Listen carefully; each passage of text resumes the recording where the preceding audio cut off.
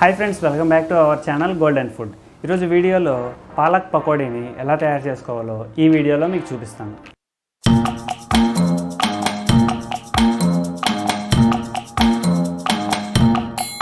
ఈ పాలకూర పకోడీని చాలా సింపుల్గా, చాలా ఈజీగా ఎలా ప్రిపేర్ చేసుకోవాలో ఇప్పుడు చూపిస్తాను ఫ్రెండ్స్. ముందుగా మీరు కనుక ఫస్ట్ టైం నా ఛానల్ చూస్తుంటే సబ్స్క్రైబ్ చేసుకోండి. అలానే పక్కనే ఉన్న బెల్ ఐకాన్ని ప్రెస్ చేయడం ద్వారా నా వీడియో నోటిఫికేషన్స్ ఎప్పటికప్పుడు మీకు అందుతాయి. ఇప్పుడు ముందుగా ఈ పాలకూర పకోడీకి కావాల్సిన పదార్థాలను ఇప్పుడు చూద్దాం. Let's start. ఇప్పుడు పాలకూర పకోడీకి కావాల్సిన పదార్థాలను ఇప్పుడు చూద్దాం. పాలకూర 2 కట్టలు, అలానే 2 పెద్ద ఉల్లిపాయలు ఇలా స్లైసెస్గా కట్ చేసి ఉంచుకోవాలి.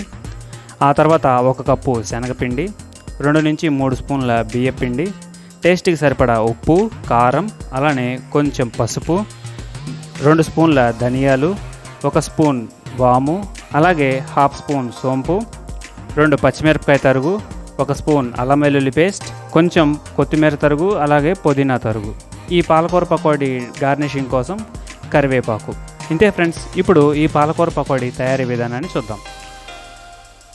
ఫ్రెండ్స్, ఇప్పుడు ఒక ప్యాన్ తీసుకొని అందులో 2 స్పూన్ల ధనియాలు, 1 స్పూన్ వాము, అలానే 1/2 స్పూన్ సోంపును వేసి డ్రై రోస్ట్ చేసుకోవాలి. ముందుగా మనం డ్రై రోస్ట్ చేసి ఉంచుకున్న ధనియాలు, వాము, సోంపు గింజలను బరకగా దంచుకోవాలి. అంటే మరీ ఫైన్ పౌడర్లా కాకుండా కొంచెం బరకగానే దంచుకోవాలి ఫ్రెండ్స్. ఈ మసాలా అనేది మనం పకోడీలో వేసినప్పుడు ఆ టేస్ట్ తగులుతుంటే పకోడీ టేస్ట్ అనేది చాలా బాగుంటుంది ఫ్రెండ్స్. ముందుగా 2 పెద్ద ఉల్లిపాయలను ఇలా స్లైసెస్ కట్ చేసుకున్నాం కదా ఫ్రెండ్స్, ఉల్లిపాయలను వేసుకోవాలి. ఇప్పుడు 2 పచ్చిమిరపకాయల తరుగు, అలానే 1 స్పూన్ అల్లం వెల్లుల్లి పేస్ట్ను వేసుకోవాలి. ఆ తర్వాత కొంచెం పసుపు, టేస్ట్కి సరిపడా కారంను వేసుకోవాలి ఫ్రెండ్స్. ఇప్పుడు కొంచెం గరం మసాలాను వేసుకుందాం ఫ్రెండ్స్. ఆ తర్వాత ముందుగా మనం రెడీ చేసి ఉంచుకున్న మసాలాను వేసుకోవాలి. ముందుగా ఇప్పుడు ఈ మిశ్రమం మొత్తాన్ని కలుపుకోవాలి ఫ్రెండ్స్.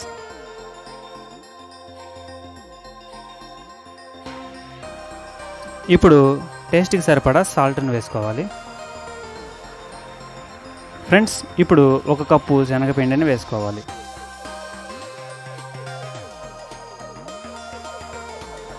ఇప్పుడు 2 స్పూన్ల బియ్యం పిండిని కూడా వేసుకోవాలి.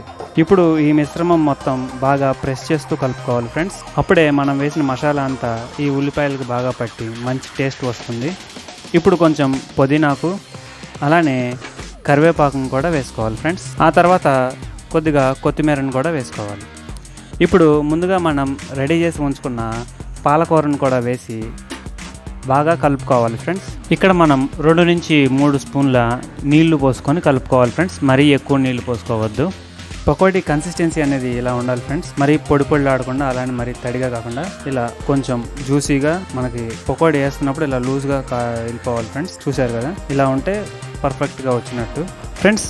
ఇప్పుడు స్టవ్ పైన ప్యాన్ పెట్టుకొని డీప్ ఫ్రైకి సరిపడా నూనెను పోసుకోవాలి.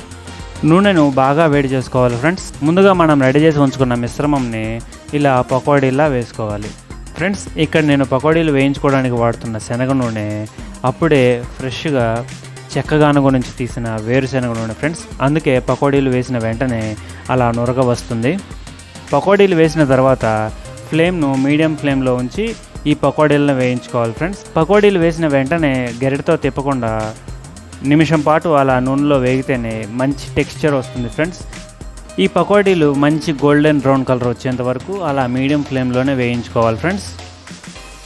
అంతే ఫ్రెండ్స్, ఎంతో క్రిస్పీగా, ఎంతో టేస్టీగా పాలక్ పకోడీ రెడీ. 2 పచ్చిమిరపకాయ చీలికలను కూడా వేయించుకొని ఈ పకోడీలతో పాటు కలిపి తింటే ఆ మజానే వేరు. చలికాలంలో కానీ, వానాకాలంలో కానీ ఇలా పకోడీలను వేసుకొని పక్కన మంచి కాఫీ కానీ, టీని కానీ ఉంటే ఆ రుచే వేరు ఫ్రెండ్స్. ఈ కాంబినేషన్కి చాలామంది ఫ్యాన్స్ ఉంటారు, అందులో నేను ఒకడిని ఫ్రెండ్స్. ఈ పాలకూర పకోడీ మంచి టేస్టీగా, అలానే హెల్తీగా కూడా ఉంటుంది ఫ్రెండ్స్. ఇందులో మనం పాలకూర ఎక్కువ వేసుకొని, అలానే శనగపిండి తక్కువ వేసుకున్నాం కాబట్టి మంచి టేస్ట్ అండ్ క్రిస్పీగా ఉంటుంది ఫ్రెండ్స్ ఈ పాలకూర పకోడీ అనేది. సో మీరు కంపల్సరీ ఈ పాలకూర పకోడీని ట్రై చేయండి. టేస్ట్ అయితే సూపర్ ఫెంటాస్టిక్గా ఉంటుంది.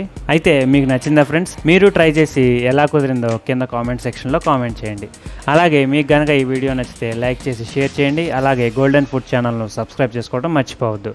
పక్కనే ఉన్న బెల్ ఐకాన్ని ప్రెస్ చేయడం ద్వారా నా వీడియో నోటిఫికేషన్స్ ఎప్పటికప్పుడు మీకు అందుతాయి. మరో మంచి రెసిపీతో మీ ముందుకు వస్తాను. Thank you for watching. Have a nice day.